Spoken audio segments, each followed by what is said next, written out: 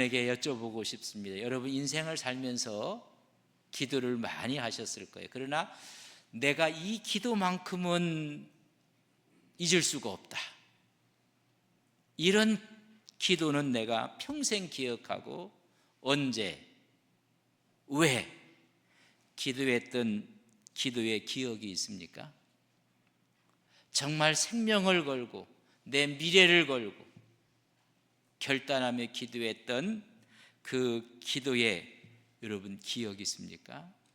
저에게도 그런 기억이 있습니다. 1977년 제 생애를 하나님께 다 드리겠다는 기도를 드린 것이 지금도 기억이 나서 그 기도를 늘 되씹고 또 기억을 합니다. 그뿐만이 아니었습니다. 제가 83년도에 신학교 신대원 1학년에 입학해서 광주기도원, 경기도 광주에서 기도했던 그 기도를 잊을 수가 없습니다. 하나님, 제 생애를 드립니다. 제 목회를 하나님께 드립니다. 내 목회가 아니라 하나님의 목회입니다. 제 전체를 다해 드렸던 그 기도를 기억을 합니다. 2003년에 미국에서 기도원에 가서 하나님께 기도했던 그 기도를 지금도 저는 늘 기억합니다. 내 인생 전체를 하나님께 맡깁니다. 하나님 인도하시는 대로 발걸음을 옮기겠습니다. 여러분, 그런 기도는 한 번, 두 번, 세 번 그 기도의 기억을 갖고 살아가는 분들이 있습니다. 오늘 이 기도는 우리 주님의 겟세마네 기도입니다. 임박한 십자가의 고난을 앞에 두고 떨어지는 땀방울이 핏방울이 되며 인류의 구원을 위해서 기도했던 기도입니다. 주님의 이 기도는 인류의 구원을 위한 기도였고 하나님의 뜻을 이루는 기도였습니다. 좀 전에 저에게도 잊지 못할 기도에 대한 이야기를 했지만은 어찌 보면 부끄러운 기도입니다. 내 뜻을 이루기 위해서, 내 계획을 이루기 위해서 기도했던 기도는 아니었는가. 그러나 하나님께 전폭을 맡겼지만은 우리의 기도랑 우리 주님의 기도는 차원이 틀립니다. 우리 주님께서 기도하는 모습을 누가복음 20장 44절에 보면 예수께서 힘쓰고 애써 더욱 간절히 기도하시니 땀이 땅에 떨어지는 핏방울같이 되더라. 진액을 짜는 기도를 드렸더니 여러분, 떨어지는 땀방울이 핏방울로 변했다는 것입니다. 힘쓰고 애썼다는 이야기는 문자적으로 고민이 됐다는 것입니다. 그 엄청난 고민 속에 기도하면서 하나님, 할 수만 있으면 이 쓴 잔을 내게서 지나가게 하옵소서. 마태복음 26장 39절 상반이 조금 나아가서 얼굴을 땅에 대시며 엎드려 기도하여 이르시되 내 아버지여, 만일 할 만하시거든 이 잔을 내게서 지나가게 하옵소서. 그 십자가의 고통을 아셨기에 구합니다. 하나님, 이 잔이 내게서 지나가게 하옵소서. 기도가 깊어지면 깊어질수록 39절 하반절에 보면 그러나 나의 원대로 마옵시고 아버지의 원대로 하옵소서. 내 뜻이 아니라 아버지의 뜻이 이루어지기를 간절히 기도한 것입니다. 저도 잊지 못할 기도의 사건들을 말씀을 드렸습니다. 여기 있는 모든 분들이 다 기도합니다. 그러나 기도의 내용을 가만히 보면 하나님, 그래야 하실 수밖에 없다 하지만 저를 생각하시고 하나님 그리 마옵소서. 이게 하나님의 뜻인 것을, 하나님이 원하신다는 것을 저는 알고 있습니다. 그러나 하나님 저에게 그리하지 마옵소서. 하나님의 뜻을 꺾고 내 뜻을 이루는 방편으로 기도하지는 않았습니까?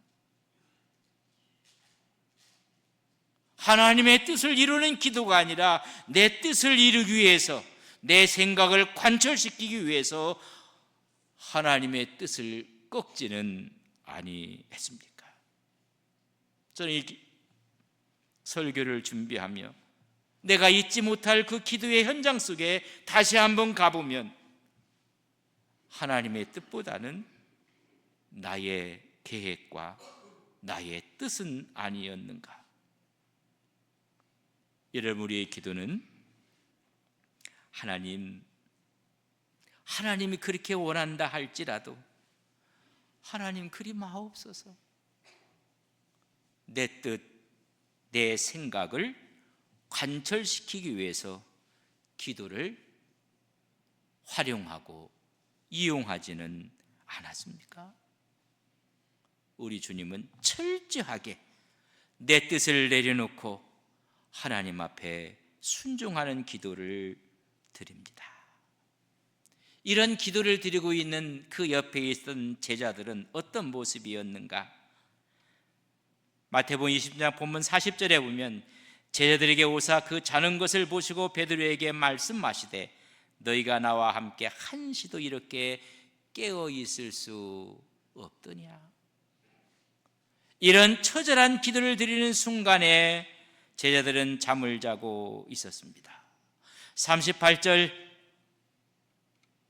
하나님의 말씀을 갖고 있는 그 사건 가운데 하반절에 보면 너희는 여기 머물러 나와 함께 깨어 있으라.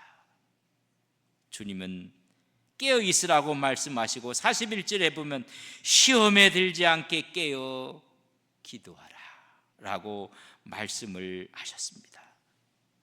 주님이 기도하는 그 순간 제자들은 기도에 실패하고 말았습니다. 영적인 나태함이었습니다. 그렇기 때문에 주님의 십자가 고난 앞에 모두가 예수님을 버리고 도망가고 말았습니다. 56절에 보면 그러나 이렇게 된 것은 다 선지자의 글을 이루려 함이니라 하시더라. 이에 제자들이 다 예수를 버리고 도망갔다고 기록하고 있습니다. 우리 예수님께서는 제자들이 신뢰한다고 이야기했지만 신뢰에 대한 배신을 당하고 말았습니다. 우리 주님이 제자들을 보고 믿고 싶지 않는 제자들이었습니다. 왜냐하면 그들은 장담을 했습니다. 성경에 보면 33절에 보면 베드로가 대답하여 이르되 우리 모두 주를 버릴지라도 나는 결코 버리지 않겠나이다. 그러나 기도에 실패하고 말았더니 주님을 버리고 말았습니다. 이 말을 들었던 다른 제자들도 35절에 보면 베드로가 이르되 내가 주와 함께 죽을지언정 주를 부인하지 않겠나이다 하고 모든 제자도 그와 같이 말하였다고 말씀해 주고 있습니다.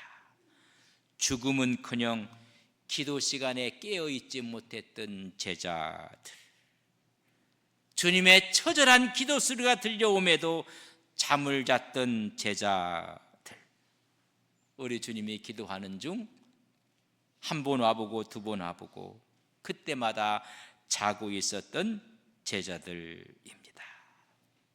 이런 오늘 기도에 대한 모습을 통해서 우리는 주님의 큰 두 가지의 사건과 이야기를 우리는 기억하셔야 합니다. 첫 번째는 오늘 본문 38절에 있는 말씀입니다. 우리 같이 한번 38절을 봅니다. 이에 말씀하시되 내 마음이 매우 고민하여 죽게 되었으니 너는 여기 머물러 나와 함께 깨어 있으라. 주님이 주신 첫 번째 말씀은 나와 함께 깨어 있으라. 여러분, 부탁을 넘어서 주님의 깊은 마음속에 갖고 있던 고뇌를, 아픔을 제자들에게 주는 영적인 메시지였습니다. 이 절박한 고통 가운데 너희들이 나와 함께 좀 있었으면 좋겠다, 그러는 바라는 마음으로 깨어 있으라고 이야기를 합니다. 십자가를 앞두고 우리 주님은 그의 고뇌와 두려움, 이 두려움 앞에 너희들이 옆에서 내 위로가 되어줬으면 좋겠다.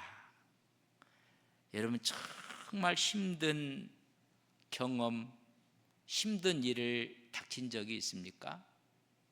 앞이 캄캄한 일을 경험할 때 누군가 옆에 있어만 줘도 힘이 됩니다. 인생이 살다 보면 막다른 골목에 봉착할 때가 있습니다. 그때 누군가가 옆에서 손만 잡아줘도 힘이 될 것 같은 것입니다.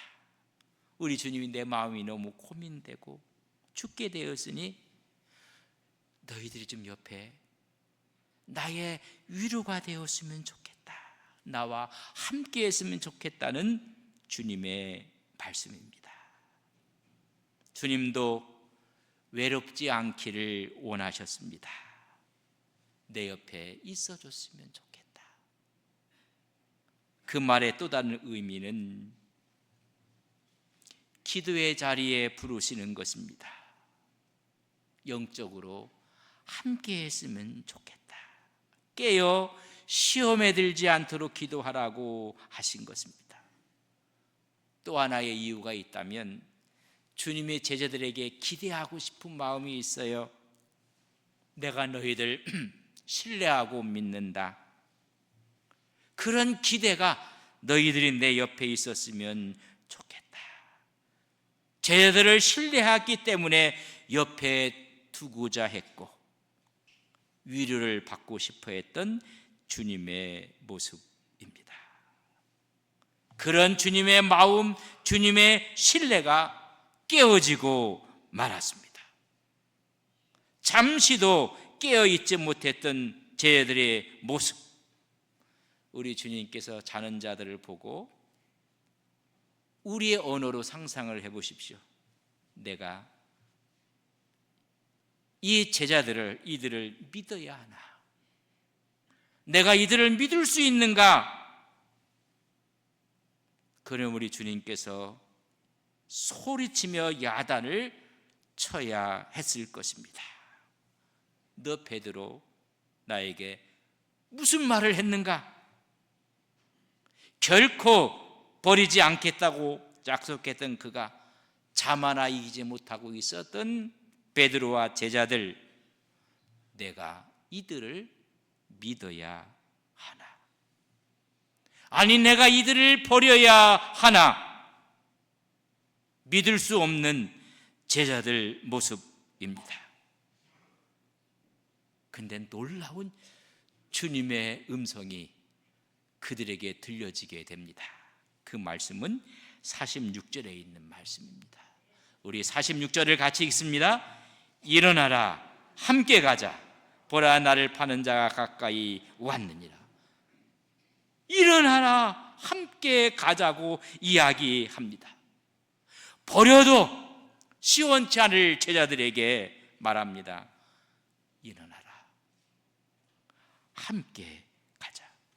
이미 우리 주님은 제자들에게 배신감을 느꼈습니다. 섭섭함을 느꼈습니다. 못 믿을 제자들이었습니다. 그러나 우리 주님은 가장 부드러운 음성으로, 가장 사랑스러운 목소리로, 가장 부드러운 눈빛으로 일어나라, 함께 가자고 지금 독려하고 있습니다. 다시 기회를 주겠다고 말씀하고 있습니다. 신뢰를 잃어버린 제자에게 나랑 다시 동행하자고 말씀하고 있습니다. 일어나라, 함께 가자.